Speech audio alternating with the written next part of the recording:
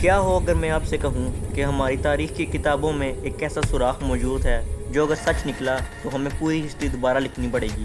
سوچیے ایک چھوٹا سا پرانا نقشہ ہرن کی کھال پر بنا ہوا اور اس نے پوری دنیا کے ہسٹورینز، سائنٹسٹ اور ریسرچرز کو کنفیوز کر دیا۔ میں کسی کہانی کی بات نہیں کر رہا، بلکہ میں بات کر رہا ہوں پیری رائس میپ کی۔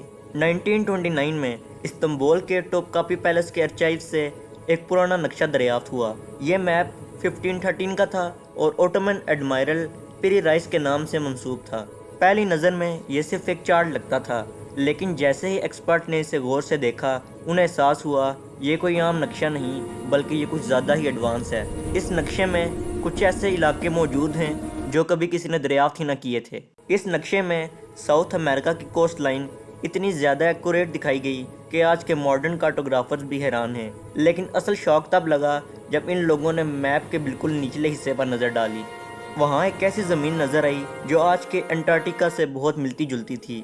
دوستو، حیرانی کی بات یہ ہے کہ یہ نقشہ 1513 میں بنایا گیا تھا اور انٹارکٹیکا تو صرف 1820 میں دریافت ہوا۔ تو پھر اس نقشے میں آخر کون سی جگہ دکھائی گئی تھی جو بالکل انٹارکٹیکا سے ملتی تھی؟ اور اس سے زیادہ حیران کرنے والی بات یہ ہے کہ کچھ ریسرچرز کے مطابق اس میپ میں انٹارکٹیکا برف کے بغیر دکھائی گئی تھی۔ اگر یہ سچ ہے تو پھر سوال اٹھتا ہے، کیا کسی کو انٹارکٹیکا کا علم اس وقت بھی تھا جب دنیا اس کے بارے میں کچھ نہیں جانتی تھی؟ تو کیا یہ صرف ایک اتفاق ہے یا پھر ایسا راز جو ہم سے چھپایا جا رہا ہے؟ آخر انٹارکٹیکا میں ایسی کیا چیز ہے جو آج بھی ہم سے چھپائی جاتی ہے؟ اس ویڈیو میں ہم امپاسبل میپ کی گہرائیوں میں جا کر اس کا جواب ڈھونڈیں گے۔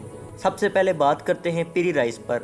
آخر پیری رائس کون تھا؟ پیری رائس کوئی عام شخص نہیں تھا، وہ اوٹومن سلطنت کے مشہور نیول کمانڈر، ایکسپلورر اور جیوگرافی کا ماہر تھا۔ لیکن سب سے انٹرسٹنگ بات یہ ہے کہ پیری رائس خود اپنی ڈائری میں لکھتا ہے کہ یہ میپ اس نے خود سمندر ناپ کر نہیں بنایا۔ اس کے مطابق اس نے تقریباً 20 پرانے نقشے جمع کیے اور ان سب کو جوڑ کر یہ فائنل میپ تیار کیا۔ ان پرانے نقشوں میں سے کچھ سکندر اعظم کے دور کے تھے اور کچھ کرسٹوفر کولمبس کے زمانے کے۔ یہیں سے کہانی اور زیادہ پراسرار ہو جاتی ہے۔ اگر پیری رائس نے ہزاروں سال پرانے نقشے یوز کیے تو پھر اصل سوال یہ پیدا ہوتا ہے کہ یہ اصل نقشے بنانے والے لوگ کون تھے؟ کیا اس زمانے میں کوئی ایسی گمشدہ سیولائزیشن موجود تھی جن کے پاس ایڈوانس علم، نیویگیشن سکلز اور میپنگ ٹیکنالوجی تھی؟ پیری رائس نے شاید صرف پرانی کڑیوں کو جوڑا اور اصل علم کے سرچشمہ کہیں اور تھا۔ 1960s میں پروفیسر چارلس ہیپگوڈ نے پیری رائس میپ پر ایک ایسی تھیوری پیش کی جس نے سائنٹیفک دنیا میں ہلچل مچا دی۔ ہیپگوڈ کا کہنا تھا کہ میپ کے نچلے حصے میں جو زمین دکھائی گئی وہ اصل میں انٹارکٹیکا کا کوئن ماؤڈ لینڈ ہے اور وہ بھی برف کے بغیر۔ پروفیسر ہیپگوڈ نے اپنی ریسرچ کے لیے امریکہ کی ایئر فورس کے کارٹوگرافی ایکسپرٹ سے بھی رابطہ کیا۔ ان ایکسپرٹ کا جواب بھی حیرت انگیز تھا۔ انہوں نے کہا کہ میپ کے نچلے حصے انٹارکٹیکا کے برف کے نیچے موجود لینڈ سٹرکچر سے بالکل میچ کرتے ہیں۔ یہاں یہ سوال اور زیادہ ڈینجرس ہو جاتا ہے۔ سائنس کے مطابق انٹارکٹیکا پر برف ہزاروں سالوں سے نہیں بلکہ لاکھوں سالوں سے موجود ہے۔ تو کیا کسی نے 6000 سال پہلے جب وہاں برف نہیں تھی اس وقت انٹارکٹیکا کا نقشہ بنایا؟ اس تھیوری کو اتنی اہمیت ملی کہ چارلس ہیپگوڈ نے خود البرٹ آئنسٹائن سے رابطہ کیا۔ آئنسٹائن نے اس آئیڈیا کو سائنٹیفکلی پروف تو نہیں کیا لیکن اسے کمپلیٹلی ریجیکٹ بھی نہیں کیا۔ آئنسٹائن کا ماننا تھا کہ زمین کی اوپر والی پرت وقت کے ساتھ ہل سکتی ہے اور ممکن ہے کہ انٹارکٹیکا کبھی ایسی جگہ پر موجود تھا جہاں انسان رہ سکتا تھا۔ اور اگر یہ سچ ہے تو ہماری پوری انسانی تاریخ پر ایک بڑا سوال اٹھتا ہے۔ لیکن ہر مسٹری کے ساتھ شک اور تنقید کا پہلو بھی ہوتا ہے۔ کئی ماڈرن ہسٹورینز اور جیولوجسٹ کا کہنا ہے کہ ہم اس میپ کو اپنی سوچ کے مطابق دیکھ رہے ہیں۔ ان کے مطابق 16 سینچری کے مارکرز کا ایک کامن خیال ہوتا تھا کہ دنیا کے نیچے ایک بڑی انجان زمین ہونی چاہیے جسے وہ ساؤدرن لینڈ کہتے تھے۔ اسکیپٹکس کا کہنا ہے کہ اگر غور سے دیکھیں تو ساؤتھ امریکہ کی کوسٹ لائن میپ میں نیچے جا کر عجیب طریقے سے مڑ جاتی ہے۔